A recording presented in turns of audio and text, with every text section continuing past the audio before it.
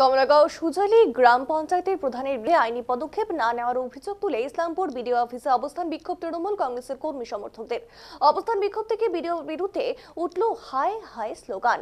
আর পরিস্থিতি স্বাভাবিক রাখতে আগে থেকেই মোতায়েন ছিল ইসলামপুর থানার বিশাল পুলিশ বাহিনী। আর জানা গিয়েছে যে ইসলামপুর ব্লকের কমলাগাঁও সুজালি গ্রাম পঞ্চায়েতের প্রধান নুরি বেগমের বিরুদ্ধে তোলাবাজি ও দুর্নীতির অভিযোগের কারণে তৃণমূল কংগ্রেস থেকে আগেই বহিষ্কার করা হয়েছে ইসলামপুর ব্লক তৃণমূল কংগ্রেসের সভাপতি জাকির হোসেনকে। এরপর কয়েক মাস আগে গ্রাম পঞ্চায়েত থেকে তোলাবাজি টাকা প্রায় 160 জনকে ফেরত দেন প্রধান নুরি বেগম এবং প্রধানের বিরুদ্ধে তোলাবাজি ও দুর্নীতির অভিযোগ তুলে ব্লক প্রশাসনের কাছে অভিযোগ করা হয়। অঞ্চল সভাপতি আব্দুল সাত্তারের অভিযোগ, তদন্তে প্রধানের বিরুদ্ধে তোলাবাজি ও দুর্নীতি প্রমাণিত হলেও এখনো পর্যন্ত প্রধানকে গ্রেপ্তার করা হয়নি এবং আইনি কোনো পদক্ষেপ গ্রহণ করা হয়নি। কেন, এই প্রশ্ন তুলে বুধবার ইসলামপুর বিডিও অফিসের সামনে অবস্থান বিক্ষোভ দেখাতে শুরু করে কমলাগাঁও সুজালি গ্রাম পঞ্চায়েতের তৃণমূল কংগ্রেসের নেতাকর্মীরা। শুধু তাই নয়, ইসলামপুর বিডিওর বিরুদ্ধে হাই হাই স্লোগান দিতেও দেখা গেল তৃণমূল কংগ্রেসের কর্মী সমর্থকদের। একবার দেখুন সেই ছবি।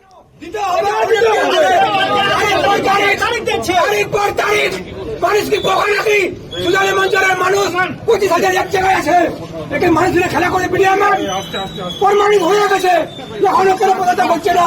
কেন ওর ব্যবস্থা নিচ্ছে না? ও তো জেল হওয়া দরকার, ইতিমধ্যে জেল দিতে হবে, আজকে জেল দিতে হবে তাকে। এটা বিনিয়োগ আমাদের সমস্ত মানুষের আর্জি থাকলো, আবেদন থাকলো।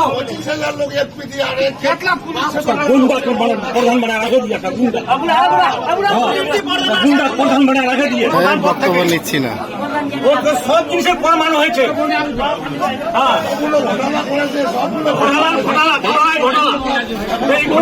সবাই যুক্ত হয়ে গেছে, কোটি টাকা লুট করেছে, কি যুক্ত হয়ে গেল 500,000 কোটি টাকার মালিক। এই 5 সালে কোথায় পেল? মানুষকে রক্ত শোধন করেছে। 4,000 কোটি টাকার মালিক হয়ে গেল 4-5 বছরে।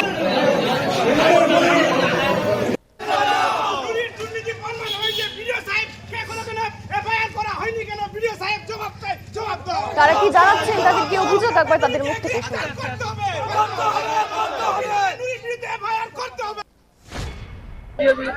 দেখেন স্যার, প্রায় 20 মাস ধরে আমরা বিডিওর কাছে, থানায়, মানে যেখানে যেখানে যেতে বললো সব জায়গায় আমরা গেলাম। যা যা দুর্নীতি করেছে সেগুলা প্রমাণও করলাম। এখনো অবধি আমাদের কাজ হচ্ছে না। সুজালির যে জনগণ 25,000 মানুষ এইদিক ওদিক ঘুরে বেড়াচ্ছে, তো এখনো পর্যন্ত কোনো শুনবাই হচ্ছে না। প্রধান নুরি বেগমের বিরুদ্ধে কোনো আজ পর্যন্ত এফআইআর হলো না। কারণ উনি যতগুলা সুজালিতে কাজ করেছে, যা দুর্নীতি করেছে, প্রমাণ হওয়া সত্ত্বেও এফআইআর হলো কেন না, সেই জন্য মানুষ বিডিওর কাছে, প্রশাসনের কাছে জবাব চাচ্ছে। এবারে শুনুন বিডিও কি তার জবাব বিডিও মেম্বার দিতে হবে। মানুষের সাথে খেলা করছে কেন? দিতে হবে। মানুষ কি বোকা নাকি? সুজালি মঞ্চলের মানুষ 25,000 এক জায়গায় আছে। দেখেন, সুজালিতে আমরা সরকার আমাদের আছে, আমাদের সরকারকে কলঙ্কিত করার জন্য, আমাদের সরকারকে কলঙ্কিত করার জন্য আব্দুল বা আব্দুদের এজেন্ট যারা দল থেকে, তার দুর্নীতি প্রমাণ হওয়ার জন্য দল থেকে কিছুদিন আগে আমরা তাকে বহিষ্কার করেছি। সেই দুর্নীতি আমরা বিভিন্ন অভিযোগ বিডিও মহাশয়কে জানিয়েছি, আমরা পুলিশ প্রশাসনকে জানিয়েছি, কিন্তু তদন্ত করতে করতে আজকে 3 মাস ধরে তদন্তর ফল স্বরূপ সাধারণ মানুষ আজ পর্যন্ত বিডিও ম্যাডাম জানাচ্ছে না। তাই সাধারণ মানুষের স্বার্থে আমরা যারা দুর্নীতি করেছে, সুজালি পঞ্চায়েতে চেয়ারে বসে প্রধানের, আপনারা জানেন, চেয়ারে বসে প্রধান সাহেবা নুরি বেগম তিনি কিছুদিন আগে 161 জন লোককে টাকা ফেরত দিয়েছে। বাকি এখনো পর্যন্ত 200-300 মানুষ টাকা পাবে, তাদের টাকা ফেরত হচ্ছে না। এবং যে দুর্নীতি হয়েছে তার তদন্ত গতি একটু ঢিলামিতে চলায় সাধারণ মানুষ আজকে এই বিক্ষোভ জানাতে এসেছে। আমরা বিডিও ম্যাডামকে বলে দিয়েছি, আপনি যা করার আপনি অ্যাকশন করুন, না হলে আগামী সোমবার থেকে আমরা নির্দিষ্ট কালের জন্য এই গণ অবস্থানে বিডিও অফিসের সামনে বসবো।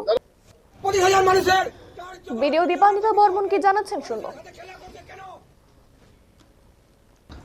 বিষয়টা হচ্ছে যে ওনারা বলছেন যে প্রধান মানে পঞ্চায়েত থেকে সে টাকা রিটার্ন করেছে, তারপরেও মানে প্রধান বা ওখানে প্রধানের স্বামী যিনি ছিলেন ওখানে অঞ্চল তৃণমূল তার বিরুদ্ধে আপনারা এফআইআর করছেন না, এইটাই তাদের মানে যে অভিযোগ। অভিযোগগুলো সেই সময় পাওয়া হয়েছিল সেগুলো আমরা পুলিশের কাছে পাঠিয়েছিলাম এবং তদন্ত করার জন্য, সেটা আন্ডার প্রসেস আছে।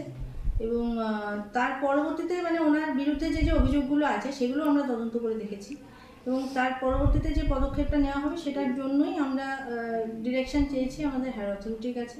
তার জন্য একটু সময় দরকার আছে, এটাই ওনাদেরকে বিষয়টা হচ্ছে যে ওনারা বলছেন যে